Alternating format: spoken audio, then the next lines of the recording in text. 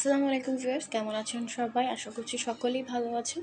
আজকে একটা নতুন ভিডিও নিয়ে চলে এসেছি, আর এটা হচ্ছে সসের বোতল, যেটা কিনা কাচের। এই সসের কাচের বোতলটাকে কিভাবে আমরা ফুলদানিতে তৈরি করলাম সেটা আজকে আপনাদের সাথে শেয়ার করব। আর হ্যাঁ, আপনারা যদি আমার চ্যানেলে নতুন এসে থাকেন অবশ্যই আমার চ্যানেলটাকে সাবস্ক্রাইব করে দিবেন, পাশে থাকা বেল আইকনটি বাজিয়ে দিবেন নিত্য নতুন ভিডিও সবার আগে পাওয়ার জন্য। তো চলুন ভিডিওতে শুরু করা যাক। তো প্রথমে দেখতে পাচ্ছেন একটা কাঁচের বোতল নিয়েছি, যেটা কিনা সসের বোতল ছিল। এটাকে আমি একদম ভালো করে পরিষ্কার করে নিয়েছি ভিতরের অংশ, এবং বাহিরের যে কাগজটা ছিল সেটাকেও পরিষ্কার করে নিয়েছি। এখন এর মধ্যে আমি প্রথমে সাদা রং করে নিচ্ছি, কারণ কাঁচের বোতলের মধ্যে সহজেই রংটা লাগছিল না, যার জন্য আমি প্রথমে একটু সাদা রং করে নিচ্ছি, তারপরে অন্য কালার রং করব। এতে করে রংটা ভারী হবে আর রংটা সুন্দর মতন বসবে। তো প্রথমে ব্রাশ দিয়ে করার পরে আমরা দেখতে পাচ্ছিলাম যে এটা একদম রেক দাগ দাগ হচ্ছিল, কিন্তু ভালো মতন ফিনিশিং হচ্ছিল না। এরপর আমি একটা ছোট ফর্মের টুকরা নিয়ে নিয়েছি, এটাকে আমি এভাবে চাপ দিয়ে কিন্তু বসিয়ে দিচ্ছি, আর এতে করে কিন্তু রংটা সুন্দর মতন বসে যাচ্ছে, আর একটা সুন্দর মতন একটা ডিজাইনের মতন দেখা যাচ্ছে। তো এইভাবে কিন্তু আমি পুরোটাকে ভালো মতন রং করে নিব এবং শুকাতে দিব। আর এটা যখন শুকিয়ে যাবে তখন আমি অন্য কালার ইউজ করব। তো আশা করছি ভিডিওটা প্রথম থেকে শেষ অবধি দেখবেন, তাহলে কিন্তু বুঝতে পারবেন যে কিভাবে আমি এই কাচের বোতলটাকে এত সুন্দর একটা ফুলদানিতে রূপান্তরিত করলাম। তো এরপরে কিন্তু আমি একটু গোল্ডেন কালারের, একটু চমকি চমকি গোল্ডেন কালার এরকম একটা কালার নিয়েছি, যেহেতু এখন ভিজা অবস্থায় ভালো মতন বোঝা যাচ্ছিল না। তো শুকানোর পর কিন্তু দেখতে পাচ্ছেন এটা কিন্তু অন্যরকমই একটা কালার হয়ে গেছে আর গ্লেজ দিচ্ছে। আর মুখের অংশটা আমি খালি রেখেছি, এই জায়গাটা কি করব সেটা শেষে দেখতে পারবেন। এরপর আমি একটা গ্লুগানের আঠা নিয়ে নিয়েছি, যেটা কিনা আমি গরম করে এরপর এটার ভিতর থেকে যে গ্লুগানটা বের হচ্ছে, গরম আঠাটা বের হচ্ছে, এটা কিন্তু আমি এই বোতলের গায়ে কিছু আর্ট করে নিয়েছিলাম গাছের ডালপালা। তো এখানে কিন্তু আমি সেভাবে বসিয়ে দিচ্ছিলাম, একটু একটু করে ওইগুলোর উপর দিয়ে ঘুরিয়ে ঘুরিয়ে দিচ্ছিলাম, চাপ দিয়ে এখান থেকে গরম আঠাটা বের করে নিচ্ছিলাম। আর এখানে পাতার ডাল এবং ফুলও তৈরি করছিলাম। তো দেখতে পাচ্ছেন কীভাবে তৈরি করেছি। আর এই কাজটা করবেন কিন্তু অবশ্যই সাবধানে করবেন, কারণ এটা অনেক গরম থাকে, হাতে লেগে গেলে কিন্তু হাত পুড়ে যাওয়ার সম্ভাবনা থাকে।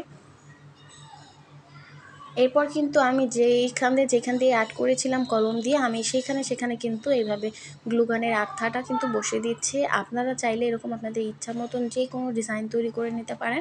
আমি জাস্ট এইভাবেই সিম্পল একটা করলাম। আমি ভাবিনি যে এটা হবে এত সুন্দর মতন, কিন্তু আমি এটা কমপ্লিট করার পর বুঝতে পারলাম যে না, আসলে এটা খুব সুন্দর হয়েছে। প্রথমে আমার একটু ডাউট হচ্ছিল যে কাজটা করছিলাম হয়তো আমি কাজটা ব্যর্থ হব, কারণ কাচের মধ্যে এটা লাগে কি না সেটা আমি জানতাম না।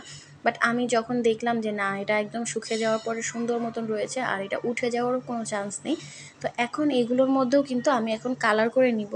আর প্রত্যেকটা কালার কিন্তু আমি যেই রং করার যে ছবি আর্ট করার যে কালারগুলো, আমি সেই কালারগুলোই কিন্তু এখানে ব্যবহার করছি, অন্য কোনো কালার না।